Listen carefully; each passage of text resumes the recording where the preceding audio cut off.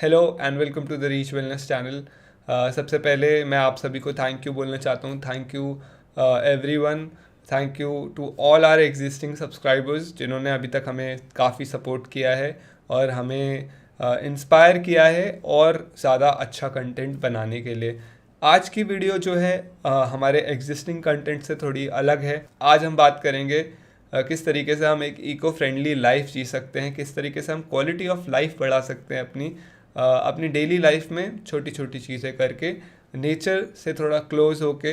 और किस तरीके से गिरीश शर्मा जी जो हमारे आज के गेस्ट हैं उन्होंने ये संभव किया है अपनी लाइफ में और अपनी कम्युनिटी में, अपने नेबरहुड में। गिरीश शर्मा जी पिछले 20 साल से सोशल वर्क में हैं। इन्होंने 4 किताबें भी लिखी हैं। पिछले कुछ सालों से इनका जो कंसर्न है, इनका जो फील्ड ऑफ वर्क है वो है awareness for eco friendly ways of living. जैसे कि नेबरहुड और मोहल्ले में जो बहुत गंदगी रहती है, किस तरीके से लोग मिलजुल के उस चीज़ को सॉल्व करते हैं, किस तरीके से अपने नेबरहुड को और ज़्यादा सुंदर बनाते हैं, अपने आसपास की जो एक नेचुरल ब्यूटी है उसे बढ़ाते हैं, साथ ही अपनी जो लाइफ की क्वालिटी है, क्वालिटी ऑफ लाइफ है, उसको भी एनहांस करते हैं छोटी छोटी चीज़ों के थ्रू। तो आज की वीडियो में गिरीश शर्मा जी हम पे इको फ्रेंडली लिविंग, नेचर के प्रति क्लोज होना और किस तरीके से हम एक मोर सस्टेनेबल लाइफ जी सकते हैं, मेंटल वेलबींग, फिजिकल वेलबींग और हमारे बेटर फ्यूचर के लिए। India being a big country has a lot of populations and we need to actually work on more sustainable ways of living. नहीं तो हमारे लिए, हमारी आने वाली जनरेशन्स के लिए मुश्किलें बढ़ जाएंगी और काफ़ी हद तक बढ़ जाएंगी। This is not something that we will be able to solve at that point. अभी भी हम काफ़ी गंभीर पोजीशन में हैं। We need to take care of it. Thank you so much for joining us today. आइए हम वेलकम करते हैं गिरीश शर्मा जी को। Thank you. I'm obliged to be on this show.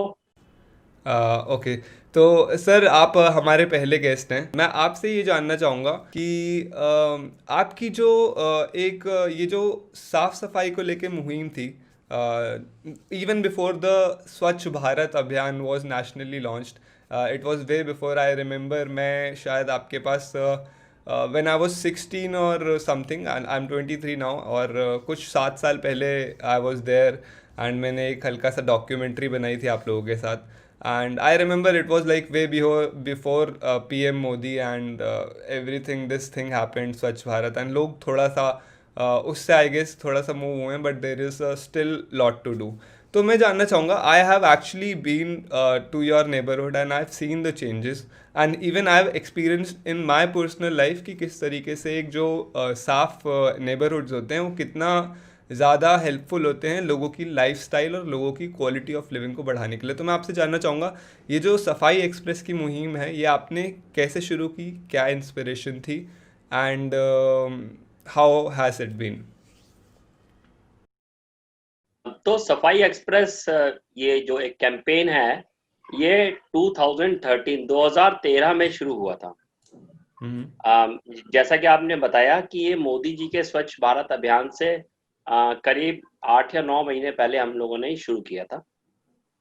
इसकी प्रेरणा हमें कैसे मिली, ये एक बड़ी इंटरेस्टिंग सी कहानी है।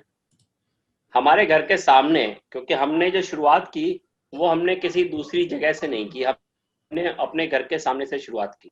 हमारे घर के सामने एक पार्क था जो काफी गंदा पड़ा रहता था, और जैसा सब लोग करते थे हम लोग भी नगर निगम को कोसते थे कि वही नगर निगम कुछ नहीं करता, पार्षद कुछ नहीं करता और ये सरकार बेकार है। तो अचानक से ही ऐसे ही हम 3-4 दोस्त एक दिन खड़े हुए थे, तो हमें बहुत शर्म आ रही थी अपने पार्क को देखकर। यार ये कितना गंदा यहाँ पड़ा रहता है। तो अचानक से आइडिया आया कि चलो यार ये घास जो लंबी हो गई है, इस घास को हाथ से ही उखाड़ देते हैं। तो ऐसे ही मैंने, मेरे दोस्तों ने, हम लोगों ने एक एक मुट्ठी घास वहां से उखाड़ी और हमने देखा कि वो जगह साफ होने लगी। तो ये एक मुट्ठी घास तो हमारी 1 सेकंड के अंदर उखड़ गई। हमने कहा चलो 5-10 मिनट इसमें काम कर लेते हैं। तो हमने जब उसमें 10 मिनट पार्क के अंदर काम किया तो उसमें जितनी खरपतवार थी वो सारी हमने उखाड़ दी। हम लगभग 5 लोग थे। ये तो बड़ा अच्छा लगा देख के हमें। तो अचानक से ही एक दोस्त अंदर गया और एक फावड़ा उठा के ले आया, और हम सब ने 5-5 मिनट फावड़ा चलाया। उस समय हम लोगों को फावड़ा चलाने की कोई आदत नहीं थी, तो 5 मिनट फावड़े में ही हम लोग थक जा रहे थे। तो 5-5 मिनट सबने फावड़ा चलाया। तो अब इसकी मैथमेटिक्स देखिए, 5 मिनट में एक आदमी ने लगभग 15 से 20 स्क्वायर फीट की जगह साफ की, और 5 लोगों ने मिलकर वो 10-15 मिनट के अंदर ही पूरा एरिया, जो पूरा पार्क था, बहुत बड़ा पार्क नहीं था, 200-300 स्क्वायर फीट का पार्क था, वो सारा का सारा पार्क जो था वो लगभग 10 से 15 मिनट के अंदर साफ हो गया। ये देख के हम लोगों के हौसले को थोड़े से पंख लग गए। हमने कहा भाई कल इसमें फिर से काम करेंगे। तो अगले दिन हम लोग सुबह 6 बजे उठे, एकदम कुछ नया करने की उमंग थी, बड़ा अच्छा लग रहा था। ये कई साल से पार्क गंदा पड़ा था और हम भी कुछ नहीं कर रहे थे, तो ये करने से हमें बहुत ऊर्जा मिली। फिर हमने उस पार्क के अंदर प्रॉपर जैसे सफाई की जाती है, ऐसे 5 लोगों ने मिलकर उस पार्क को साफ किया, और यकीन मानिए कि 2 घंटे के अंदर, वो एक छोटा सा तिकोना पार्क था, 2 घंटे के अंदर उस पार्क की हमने सूरत बदल दी। और जब हम ऐसा कर रहे थे तो जो सड़क से लोग जा रहे थे उनके मन में भी बड़ी एक कौतूहल था कि अरे ये क्या हो रहा है। 2013 में जैसे बाद में थे स्वच्छ भारत अभियान शुरू हुआ, काफी सारे लोग सफाई करने लगे, झाड़ू मारने लगे। 2013 के अंदर ये एक अजूबा ही था। राइट। जब हम ये काम कर रहे थे तो सच्चाई ये है कि मेरी वाइफ और मेरी डॉटर वो थोड़े अपसेट थे कि ये पापा ये क्या बाहर ये सफाई करने लगे हैं। आज उन्हें इस बात पे गर्व होता है, लेकिन जब पहली दिन की बात थी तो दे वर अ लिटिल अपसेट। तो ऐसे करके हमने एक पार्क साफ किया, हमें फिजिकली भी अच्छा लगा, और चूंकि हम लोग सब साथ काम कर रहे थे, एक दूसरे के साथ हंसी मजाक भी कर रहे थे, तो एक अलग ही समा वहां पर बंधा हुआ था। एक पार्क हुआ, उसके बाद उसी से थोड़ा सा दूर एक दूसरा पार्क था। तो ऑफिस, ये सारा ये 2 दिन हमने ऑफिस जाने से पहले काम किया था। तो हमने डिसाइड किया भाई चलो सुबह 6 बजे उठ के आ जाएंगे। अगले दिन फिर सुबह 6 बजे उठ के आ गए, फिर हमने दूसरा पार्क साफ करना शुरू कर दिया। यहाँ एक बड़ी मजे की बात हुई, एक भाभी जी जो ऊपर से हमें देख रही थी कि ये लोग क्या कर रहे हैं। तो उन्हें शायद कुछ अच्छा लगा, तो उन्होंने ऊपर से 5 कप चाय और बिस्कुट हमारे लिए भेज दिए। अरे वाह। अब ये तो उन भाभी जी के साथ हमारी कोई बातचीत नहीं थी, हम उनसे बात भी नहीं करते थे, ना हम उन्हें जानते थे ना वो हमें जानते थे। लेकिन शायद वो हम सब लोगों के काम से इतने खुश हुए कि उन्होंने ऊपर से हमारे लिए चाय नाश्ता भेज दिया। अब ये तो ना कुछ अलग ही लेवल का हम लोगों के लिए हो गया। हमारे साथ ऐसा कभी पहले हुआ नहीं था कि किसी अजनबी ने हमें चाय भेज दी। अब क्या हुआ, इसके बाद जो है जब हम वहाँ काम कर रहे थे तो पड़ोसी लोग जो जा रहे थे वो भी बहुत तारीफ कर रहे थे कि भाई आप लोग बहुत अच्छा काम कर रहे हो, ये बड़ी इंटरेस्टिंग सी चीज है। अच्छा, जो तीसरा दिन था, उस तीसरे दिन हमारे साथ 1-2 लोग और 2-3 बच्चे भी जुड़ गए। मतलब कहानी जो हमने शुरू की थी वो थोड़ी आगे बढ़ी। कुछ लोगों ने कहा भाई ये तो बड़ा अच्छा काम कर रहे हो, आप थोड़ा सा हमारे पार्क में भी आ जाओ, हमारा पार्क भी बहुत गंदा है। ऑलराइट। तो हम सोच विचार में पड़ गए क्या किया जाए। फिर अचानक से एक आइडिया आया कि क्यों ना हम इसका थोड़ा प्रचार करें। एक्चुअली मेरी हिस्ट्री थोड़ी सी सोशल कैंपेनिंग और दूसरे सामाजिक कामों में थी, तो मैं जगह जगह जाके प्रचार वगैरह करना, माइक से बोलना, इसकी मेरे को आदत थी। तो मैं गया और जो मेरा एक सोशल ग्रुप था वहां से एक दिन के लिए माइक उधार मांग के ले आया। कि भाई, और उधार मांगने के बाद हमने अपने मोहल्ले के अंदर जो है माइक से प्रचार करना, एक दिन प्रचार किया हमने कि ऐसा करते हैं और लोगों को भी बुलाने की कोशिश करते हैं। ये बहुत बड़ा पार्क है, तीसरा पार्क था, ये काफी बड़ा था। हमने कहा हम कैसे कर पाएंगे। बच्चे, महिलाएं, पुरुष, हम सभी का आह्वान करते हैं हमारे साथ इस सफाई एक्सप्रेस कैंपेन में जुड़े। तो हम गए और हमने नारा दिया, हमारे जहां हम रहते हैं उसका सेक्टर का नाम है सेक्टर 17। हाँ। साफ करो भाई, साफ करो, सेक्टर 17 साफ करो, सड़क पे कूड़ा मत फेंको, सड़क पे मलबा मत फेंको। सुबह 6 बजे, वो संडे का दिन था, संडे सुबह 6 बजे हम लोगों ने माइक से अनाउंसमेंट किया। पूरे वसुंधरा के लिए ये एक अजूबा था। जहां जहां तक हमारी आवाज गई, भाई साहब 80 लोग जो है उस पार्क को साफ करने के लिए कूद पड़े। लगभग हर घर से एक आदमी आ गया ओह, और 2 घंटे के अंदर वो एक तीसरा बड़ा पार्क था। मतलब वो पार्क इतना बड़ा है कि उसके अंदर एक फुटबॉल ग्राउंड बनाया जा सकता है। वो पूरा का पूरा पार्क 80 लोगों ने 2 या 3 घंटे के अंदर पूरा साफ कर दिया। मतलब उसके अंदर खरपतवार हटा दी, उसके अंदर प्लास्टिक हटा दी, उसके अंदर का कूड़ा हटा दिया, उसके अंदर के पत्थर हटा दिए और उसे एकदम प्लेन कर दिया और इसका एक बड़ा सा ढेर सड़क के किनारे बना दिया। एंड लोगों को, हमें तो मजा आया ही, जो दूसरे लोग इस आवाज को सुन के आए थे उन लोगों को शायद हमसे भी ज्यादा मजा आया। वो उन्होंने कहा कि भाई साहब ये तो रोज होना चाहिए। हमने कहा जी चलिए कोशिश करते हैं। तो जो लोगों का सुबह एक्सरसाइज का टाइम होता है, हम उस एक्सरसाइज के टाइम को ऑफिस जाने से पहले ऐसे यूटिलाइजेशन करने के रास्ते पे चल पड़े।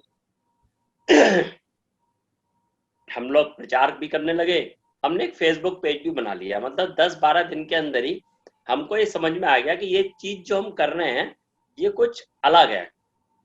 अच्छा, इससे पहले हमने इंटरनेट पे कहीं पर भी ऐसा कुछ देखा नहीं था। बाद में जब हमने रिसर्च की तो हमें पता लगा कि एक अगली इंडियन करके एक ग्रुप था जो काफी लंबे समय से कर रहा था, लेकिन बाद में हमने उसे देखा। पहले हमारा जो था वो स्वतः स्फूर्ति था। ओके। तो अब ये जो है सेक्टर, हमारे सेक्टर और आसपास के सेक्टरों में हम लोग रोज सुबह उठते थे, माइक उठाते थे। हमने माइक खरीद लिया इंडीड, माइक उठाते थे, प्रचार करते थे और लोग आने लगे। ऐसा कर करके हमने लगभग 6 महीने के अंदर पूरी 1 किलोमीटर की जो सड़क थी, 1 किलोमीटर का जो एरिया था, उस पूरे एरिया को हमने चमका दिया। मतलब बेसिक सफाई कर दी। अब हमारे सामने समस्या आई कि ये जो कूड़ा है, ये कूड़ा जो यहाँ पड़ा हुआ है इसका क्या करेंगे। तो हम लोग नगर निगम के अधिकारियों से मिलने गए और उन्हें अपने बारे में बताया। तो वहां पर 1-2 अच्छे अधिकारी मिल गए, उन्होंने हमारे लिए सैंक्शन कर दिया कि भाई ये लोग जब भी काम करेंगे नगर निगम इनको गाड़ियों की हर तरह की सपोर्ट देगा। तो लगभग 6 महीने के अंदर हमने 350 ट्रक मलबा, आप सोचिए जहां हम रहते थे वो कितनी गंदी जगह थी, 350 ट्रक मलबा हमने वहां के पार्कों से, वहां की सड़क से, वहां के हर कोने से हमने इतना मलबा उस सेक्टर से साफ करवा दिया। और ये जो मुहिम चली, ये मुहिम को चलते हुए अब 7 साल से भी ज्यादा हो चुके। उस समय इस मुहिम ने 2-3 बहुत अच्छे काम किए। पहला, जो मोहल्ले के लोग एक दूसरे से नहीं मिलते थे, सब अपने अपने घर में रहते थे, किसी को किसी से कोई मतलब नहीं, अचानक से जब वो रोज आने लगे तो उनके बीच में जो एक बॉन्डिंग थी वो बॉन्डिंग बन गई। देखिए, कोई भी सामाजिक जो चेंज होता है उसे करता तो आदमी है और उसमें कुछ टेक्निकल जो चीजें होती हैं वो भी करते हैं, लेकिन हर सामाजिक परिवर्तन के पीछे जो सबसे इम्पोर्टेंट चीज है वो लोगों के बीच में किसी एक मिशन को लेकर जो बॉन्डिंग पैदा होती है, वो उस किसी खास मिशन को लेकर, मकसद को लेकर, वो बॉन्डिंग एक्चुअली आपके कैंपेन की सक्सेस होती है। तो इस तरह से 6 महीने के अंदर ही उस पूरे एरिया के अंदर एक बहुत बड़ा चेंज आ गया, बहुत बड़ा परिवर्तन आ गया और वो जगह बहुत गंदी से काफी साफ हो गई। हम ये नहीं कहेंगे कि वो परफेक्ट है, आइडियल हो गई, लेकिन वो काफी साफ हो गई। और हमारा एक पड़ाव पूरा हो गया कि पहली चीज, हमने जगह को साफ कर दिया, लोगों को इन्वॉल्व कर लिया और लोगों को ये मैसेज दिया कि आगे से वो लोग गंदगी क्योंकि वो ना खुद ही फैलाएं। साफ कर रहे हैं तो उनको पता है कि भाई साफ करने में मेहनत लगती है इसको यस, ओके। तो सर लाइक जितना मेरे को समझ आया है उस हिसाब से ये जो एक्टिविटी थी एक community get together of sorts for the betterment, सब मिलके साफ सफाई करते हैं, सब मिलके अपने एरिया को क्लीन बनाते हैं, जो जो एक ऐसी चीज़ें होती हैं खासकर इंडिया में लोग नेग्लेक्ट करते हैं, लोग एक्सपेक्ट करते हैं गवर्नमेंट कर दे भाई, और नहीं करती है, या फिर नगर निगम वैसे, क्योंकि आई गेस पॉपुलेशन के हिसाब से लोड बहुत ज़्यादा है हमारा as a population, as a sort of like जिस तरीके से हम लोग रहते हैं बहुत ही डेंसली पॉपुलेटेड इलाकों में, जिस तरीके से हमारा कंजप्शन है चीज़ों का, पैकेज फूड का एंड एवरीथिंग, हमारी जो घर से वेस्ट निकलता है बहुत सारा नॉन डिग्रेडेबल वेस्ट होता है, हमारे एरियाज़ में आसपास जो है घास फूस उग जाती है, एंड हम एक्सपेक्ट करते हैं कि बाहर से कोई आएगा और हमारे एरिया को साफ़ करेगा, जबकि हम ये नहीं समझते कि ये जो सरकारी कहीं ना कहीं बनी हुई हैं ऑर्गेनाइजेशंस, नगर निगम हो गई और ये सब भी है, आई गेस ये या तो ज़्यादा इतनी एफिशिएंट नहीं है, या फिर इनके ऊपर पहले से ही लोड इतना ज़्यादा है।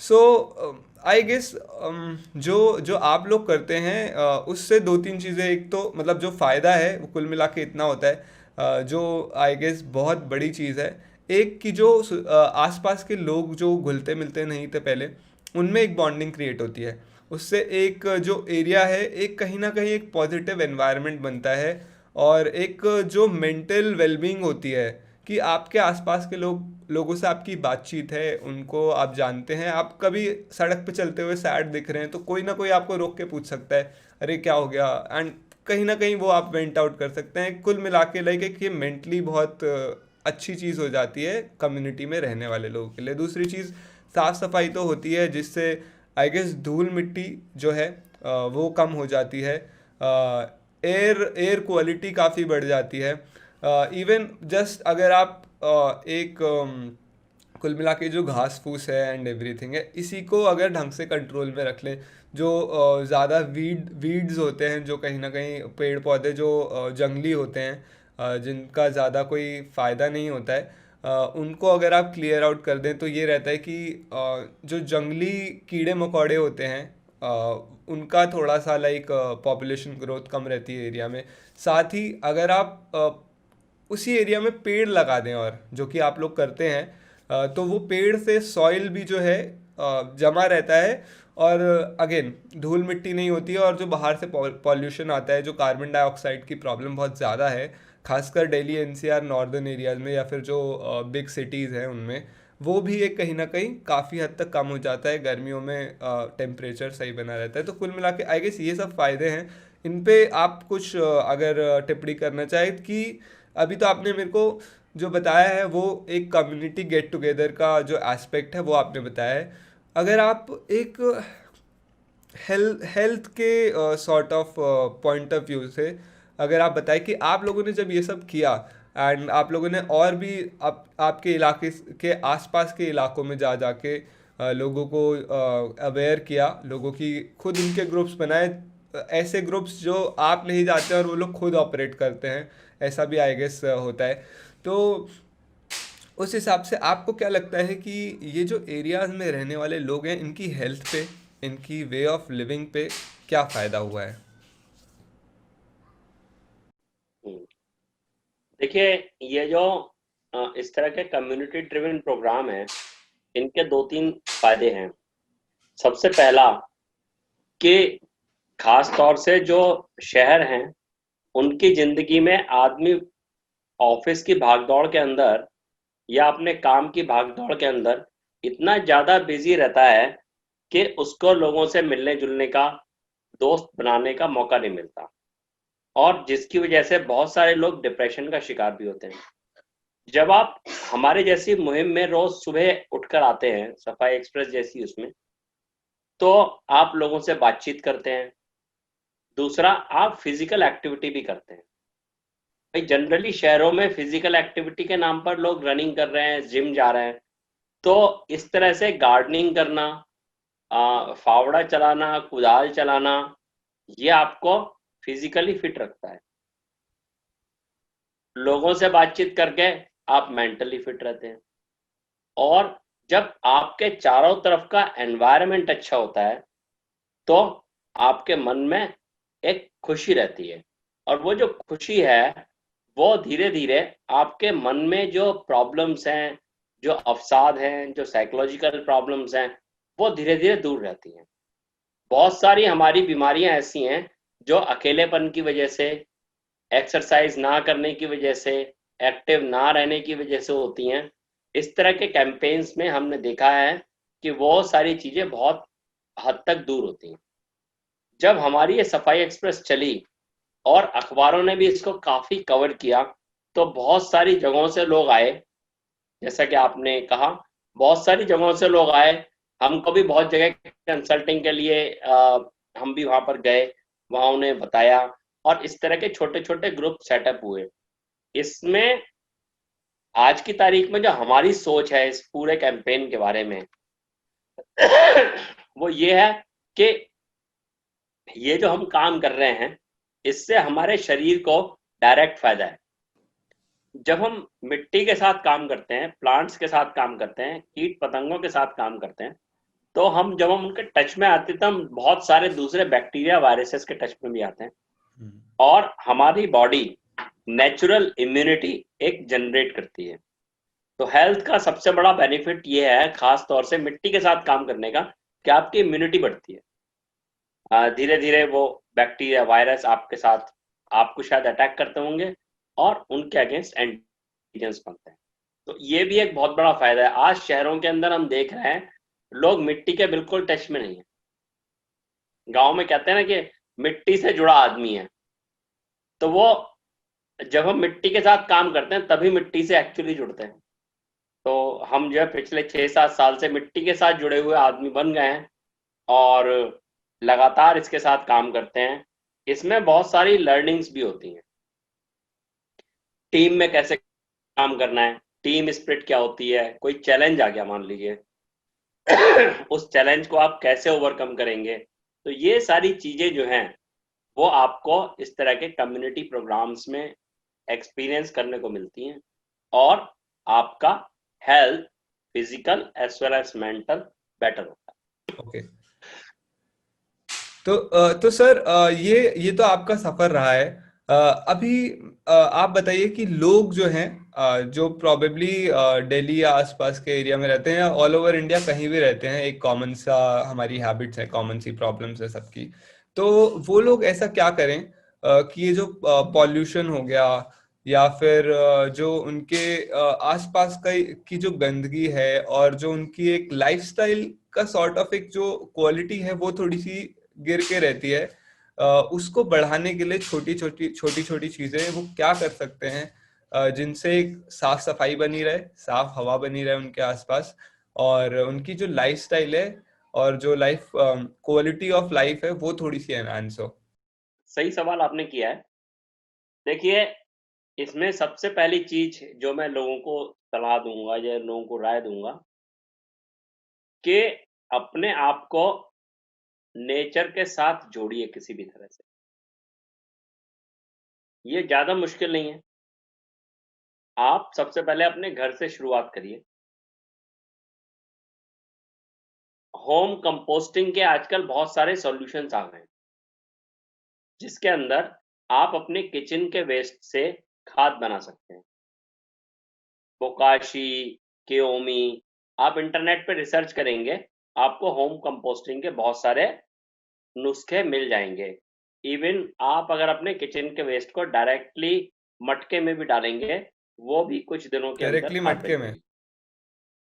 डायरेक्टली मटके में डाल दीजिए, कुछ ज़्यादा करने की ज़रूरत नहीं है। थोड़ी मिट्टी मटके में डालिए, और उसमें किचन वेस्ट डालिए, फिर थोड़ी मिट्टी डालिए, किचन वेस्ट डालिए, वो अपने आप थोड़ी देर में खाद बन जाएगी। थोड़ा टाइम लगेगा उसके अंदर। तो सबसे पहले तो आप होम कंपोस्टिंग के ऊपर ध्यान दीजिए थोड़ा सा। दूसरा, जो आपके घर में प्लास्टिक आ रहा है, उस प्लास्टिक को कूड़े वाले को मत दो। उस प्लास्टिक को जमा करो, और उस प्लास्टिक को आप कबाड़ी को दो। इससे क्या होगा कि आपका जो कचरा नगर निगम के लैंडफिल्स में जा रहा है वो बंद हो जाएगा। तीसरी चीज, आपके पास जितनी भी कम जगह हो, चाहे आपके पास 2 फुट की, 4 फुट की, 5 फुट की बालकनी है, उसके अंदर आप गमले जरूर रखें। मान लीजिए किसी के पास 10 फीट की बालकनी है, 10 फीट की बालकनी में लगभग 30 से 40 गमले आराम से रखे जा सकते हैं। गमलों में मिट्टी भर लीजिए, रोज उनमें पानी दीजिए। अगर आपने 20-30 गमले रख लिए तो आपकी रोज सुबह 15-20 मिनट की एक्सरसाइज पानी देने की हो जाएगी। इन गमलों के अंदर प्लांट्स के साथ साथ आप कुछ सब्जी भी उगा सकते हैं। जैसे आप टमाटर उगा लीजिए, आप मिर्च उगा लीजिए, आप बैंगन उगा लीजिए। ये सारे छोटी-छोटी सब्जियां हैं और ये गमले के अंदर भी हो सकती हैं। तो अब आपने क्या किया, आपने अपने पैसे भी बचाने शुरू कर दिए और जो सब्जी आप खा रहे हैं वो सब्जी बहुत ही सेहतमंद होगी, वो फर्टिलाइजर से फ्री होगी। तो इसके लिए, इतना करने के लिए आपको कहीं दूर जाने के, ये जो मैंने सॉल्यूशन बताया है ये सब आपके घर के अंदर ही है, ये फ्लैट के अंदर ही हो सकता है। कभी कभी कुछ गमले घर के अंदर भी रख लीजिए, जैसे पाम ट्री होता है छोटा सा, स्नेक प्लांट होता है, ये सब ऑक्सीजन को बढ़ाने वाले प्लांट्स हैं और इनको सनलाइट की बहुत ज़्यादा ज़रूरत नहीं है। तो जैसे मान लीजिए आपका मैं एक 1 BHK वाले आदमी के लिए सॉल्यूशन बताता हूँ। आपके पास 2 बालकनी होंगी, दोनों बालकनी के अंदर 20-20 गमले रख लीजिए, 40 गमले ये हो गए, और कुछ 10-12 गमले अपने घर के अंदर रख लीजिए। अब टाइम टाइम पे इन गमलों को रोटेट करते रहिए। रोज सुबह उठिए, चाय पीजिए, चाय के बाद आधा घंटा इन गमलों को दीजिए। ये गमले आपको खुशी देंगे, आपको फूल देंगे, आपको ऑक्सीजन देंगे, आपको खाने की चीज देंगे, और आपका किचन का जो वेस्ट है वो भी इन्हीं गमलों के अंदर धीरे धीरे कंज्यूम हो जाएगा। तो ये तो हो गया एक 1 BHK फ्लैट वाले व्यक्ति के लिए सॉल्यूशन। अब अगर आपके पास, आप अपने घर के आसपास देखिए, क्या कहीं कोई ऐसी जगह है जो गंदी पड़ी है, जो खाली पड़ी है, वहां पर एक फावड़ा खरीद लीजिए, फावड़े से थोड़ी सफाई की और वहां पर बाजार से किसी भी चीज के बीज ले आइए, थोड़े बीज डाल दीजिए और अपने साथ एक पेप्सी या कोई बॉटल रखिए, उससे पानी दे दीजिए। चौथा स्टेप, आप किसी जगह रेगुलरली जाते हैं, वहां 10-15 पेड़ हर साल लगाइए और रोज हफ्ते में 1 बार या 2 बार उन 10-15 पेड़ों को जाके सिर्फ पानी दीजिए। तो ये सारी एक्टिविटी एक फ्लैट में रहने वाला व्यक्ति अगर 1 घंटे के लिए करेगा, 10-12 पेड़ उगा देगा, वो अपने गमलों को मेंटेन करेगा, अपने घर को ब्यूटीफुल करेगा, खाने के लिए भी, मतलब ऑब्वियसली इससे वो इतना नहीं कर सकता कि वो पूरा खाना खा सके अपना, लेकिन फिर भी आपके अंदर, आपके घर में कुछ टेस्टी चीजें डिफरेंट आएंगी। जैसे मिर्च का टेस्ट अलग होगा आपका, आपके बैगन का टेस्ट अलग होगा, आपके टमाटर का टेस्ट अलग होगा, और हो सकता है धीरे धीरे आप और भी बेहतर मैं करने लोगों को लगे। एक चीज़ बताना चाहूँगा, जो आप मार्केट से फल फ्रूट लाते हैं वो उतनी न्यूट्रिशियस नहीं होती हैं जितना आप सोचते होंगे बेसिकली। खैर हमें तो आदत हो गई है आजकल, मार्केट से हम फल फ्रूट लाते हैं और खाते हैं।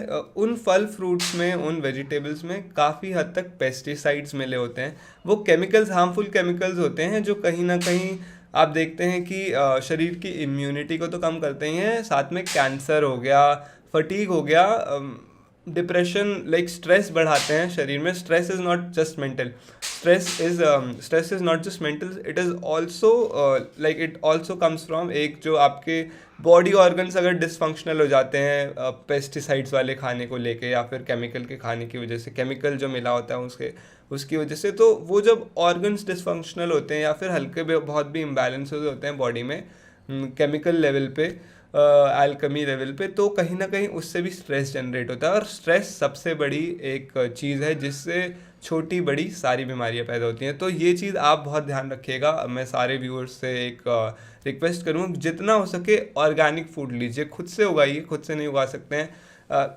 मैं उनके लिए बोल रहा हूँ जो बिल्कुल ही नहीं उगा सकते हैं, वो ऑर्गेनिक मार्केट से या फिर ऑर्गेनिक जो लेबल वाले खाने हैं वो ऑब्टेन करें। थोड़े से महंगे पड़ते हैं, उससे बेटर आप घर में उगा लीजिए एक छोटा सा होम गार्डन बना के। सो ये चीज़ ध्यान रखिए, जितनी जल्दी आप स्विच करें ऑर्गेनिक चीज़ों की तरफ उतना बढ़िया है, क्योंकि हमारी जो कंट्री है, हमारी जो पॉपुलेशन है, we are not living very sustainably. हमारे पास 2050 तक शायद पानी नहीं होगा पीने का ढंग से। हमारे पास जो हमारे फल फ्रूट हैं, जो हमारी कंजम्पशन है, जो फार्मर उगा रहा है, उसका जो लैंड है वो धीरे धीरे डिग्रेड होता जा रहा है। पानी तो ख़त्म हो ही रहा है, लैंड डिग्रेड हो रहा है। So it is better to switch to sustainable models like this, कि घर में अपना थोड़ा बहुत खाना उगा लिया जो ऑर्गेनिक है। हेल्थ बेनिफिट तो है ही है और सस्टेनेबल है पूरी पॉपुलेशन के लिए, पूरी कंट्री के लिए और हमारी आने वाले जनरेशन्स के लिए। हम नेचुरल खाने और ऑर्गेनिक खाने की बात कर ही रहे हैं, तो मैं आपको बता दूं, this episode of value adding conversations is powered by aura green. Aura green आपको देता है एक wide variety of exotic spices, seeds and pulses जो कि नेचुरल हैं, केमिकल फ्री हैं और खाने को ज़्यादा न्यूट्रिशियस बनाते हैं। आज की तारीख में गांव के अंदर भी कैंसर फैल रहा है। उसका मेन रीजन ये फर्टिलाइजर्स और पेस्टिसाइड्स ही। राइट। तो सर आपने लाइक कंपोजिट के साथ बहुत काम किया है, एज इन जैसा कि आपने बताया। तो मेरे को एक चीज़ आपका लाइक कंपोस्टिंग में इंटरेस्ट कैसे उठा, और एक नॉर्मल जो बंदा है, एक बंदे को उसको कंपोस्टिंग क्यों करनी चाहिए?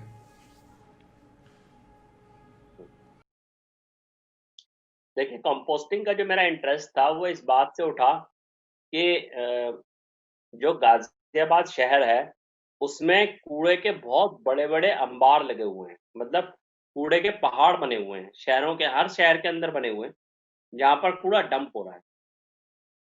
गाजियाबाद शहर की बात करें तो 50 से 60 लाख लोगों की आबादी है, शायद ज़्यादा होगी इससे।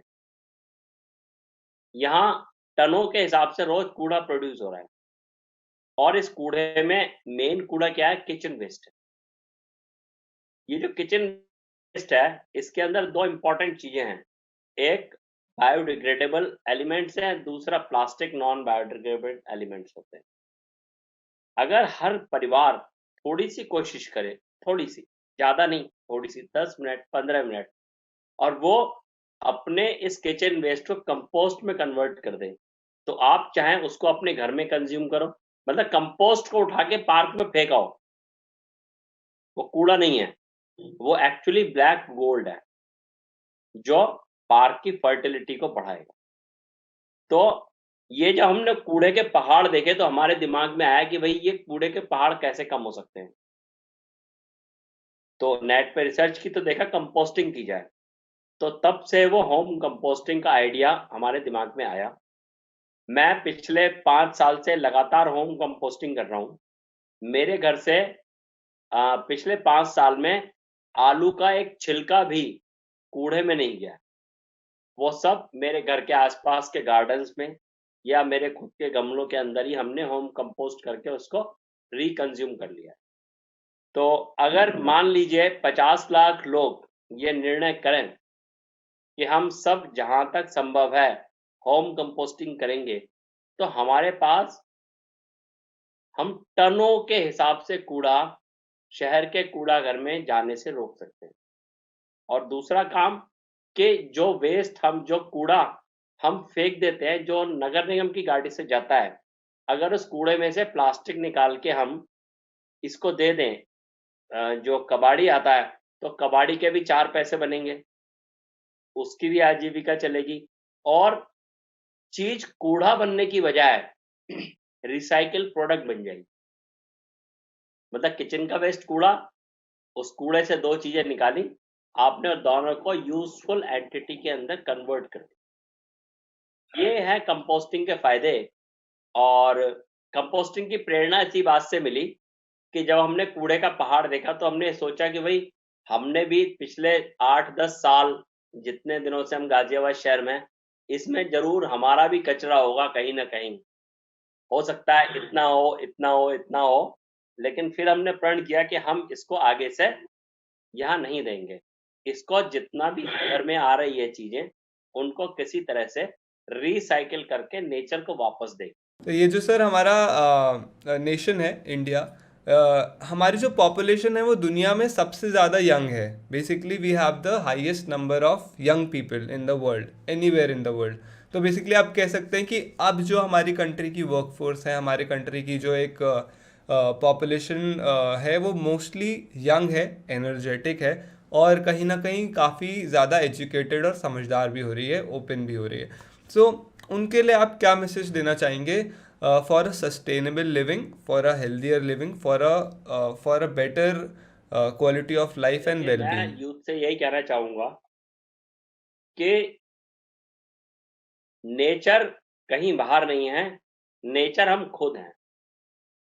What are we are the soil, we are made from soil.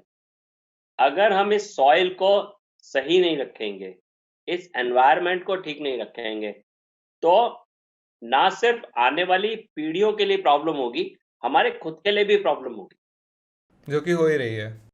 जो हो ही रही है। इसको दूर करने का एक ही तरीका है कि हर आदमी इसमें अपनी भागीदारी निभाए, यूथ इसमें अपनी भागीदारी निभाए। हम समाज से बहुत सारी चीजें ले रहे हैं, तो हमारा एक कर्तव्य है कि हम भी समाज को कुछ दें, जो कि पेड़ के रूप में हो सकता है, जो ब्यूटिफिकेशन के रूप में हो सकता है, जो कूड़ा ना करने के रूप में हो सकता है। और ऐसा करने से हम सब मिलकर अपने लिए एक बेटर वर्ल्ड बना सकते हैं, एक बेटर अर्थ बना सकते हैं।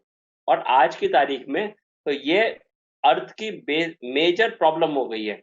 Pollution, air pollution, water pollution, ये सारी चीजें मेजर हो चुकी हैं आज की तारीख में। ये क्यों हुई है? ये पहले से ऐसी थी। 1950 से पहले की दुनिया और 2000 के बाद की दुनिया में जमीन आसमान का अंतर है। 50 सालों के अंदर हमने ऐसी तबाही दुनिया के अंदर ला दी है कि हम खुद कह रहे हैं कि ये शहर हमारे रहने लायक नहीं है। इसे कैसे रहने लायक बनाया जा सकता है? आप रिवर्स करिए चीजों को, पीछे लेके जाइए, जैसे पीछे होता था। नेचर से लो और नेचर को दो, कूड़ा मत बनाओ। तो मेरी सभी यूथ से ये सलाह है, उनको ये राय है कि सबसे पहले भैया पेड़ लगाओ, जितने पेड़ लगा सकते हो उतने पेड़ लगाओ। जहां भी मिट्टी है उसमें घास लगाओ, पौधे लगाओ, पूरी दुनिया को ग्रीन करो, क्योंकि दुनिया जब ग्रीन होगी तभी आपकी जिंदगी बेटर होगी। इसका कोई और चारा नहीं है। आप अपने आप को कितना भी मॉडर्न कहिए, आप अपने घर के अंदर कितना भी मार्बल लगाइए, लेकिन आप जैसे ही आज सड़क के बाहर जाते हैं, आप अपने आप को एक ऐसी भट्टी के अंदर पाते हैं। मतलब गाजियाबाद शहर आज की तारीख में ऐसा लग रहा है जैसे कोई बहुत बड़ी भट्टी है और उसके अंदर कुछ चूल्हे जल रहे हैं। तो यूथ राइट। से मुझे यही कहना है कि पहली चीज इसकी तरफ सोचिए और कुछ करिए। वो करना चाहे एक गमले लगाना ही हो, पेड़ नहीं लगा सकते तो गमले लगाओ, गमले नहीं लगा सकते तो कहीं बीज फेंक दो, बीज नहीं फेंक सकते तो किसी पेड़ को पानी दे दो। कुछ तो करो, क्योंकि करने से ही होगा। बिना उसके नहीं होगा। इसलिए एनवायरनमेंट के प्रति सोचो, और सिर्फ सोचो नहीं, थोड़ा समय दो। 10 मिनट रोज के दो। अगर आपने 10 मिनट रोज दिए तो 365 इंटू 10 बैठते हैं 3650 मिनट्स। इतने मिनट में एक गार्डन बनाया जा सकता है। राइट। आप अगर मेहनत करें तो हर साल एक नया बगीचा बना सकते हैं। इतने मिनट्स को कंज्यूम करके आप कम से कम 100 पेड़ लगा सकते हैं और उनको निरंतर पानी दे सकते हैं। तो पहली चीज सोचिए एनवायरनमेंट के बारे में, और जितना हो सकता है, 1 मिनट हो सकता है ना, 1 मिनट करो। हफ्ते में 1 दिन हो सकता है, हफ्ते में 1 दिन करो। महीने में 1 दिन हो सकता है, महीने में 1 दिन करो। लेकिन सोचो, सिर्फ सोचने से कुछ नहीं होगा, कुछ करना होगा। जितना भी संभव है उतना करो।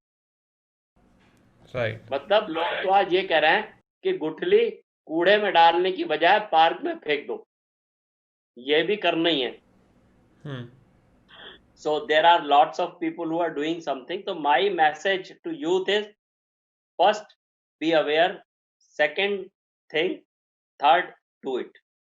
जितना भी हो सकता है उतना करो। Alright sir. सर, लोग आपसे अगर जुड़ना चाहें तो ऑनलाइन आपको कहाँ ढूंढ सकते हैं और आपसे जुड़ सकते हैं? हमारा हमारा फेसबुक पेज है सफाई एक्सप्रेस के नाम से, और हमारी वेबसाइट भी है www.safaiexpress.com। दोनों के ऊपर ही हमारे कॉन्टैक्ट डिटेल्स दे रखे हैं।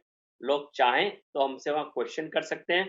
अगर हमारे आसपास के एरियाज होंगे तो हम जाके वहाँ कंसल्टिंग भी करते हैं। ओके, तो व्यूअर्स, ये गिरीश शर्मा जी थे हमारे साथ कॉन्वर्सेशन में, और बड़ी ही कहीं ना कहीं बड़ी ही समझदारी से संक्षेप में उन्होंने हमें समझाया कि आप क्या क्या कर सकते हैं जिससे आप अपनी लाइफ को बेटर कर सकते हैं, और कहीं ना कहीं एक जो देश का फ्यूचर है ये कहीं हमारे लिए ऑप्शन नहीं है। This is not optional, this is something that everyone has to take care of.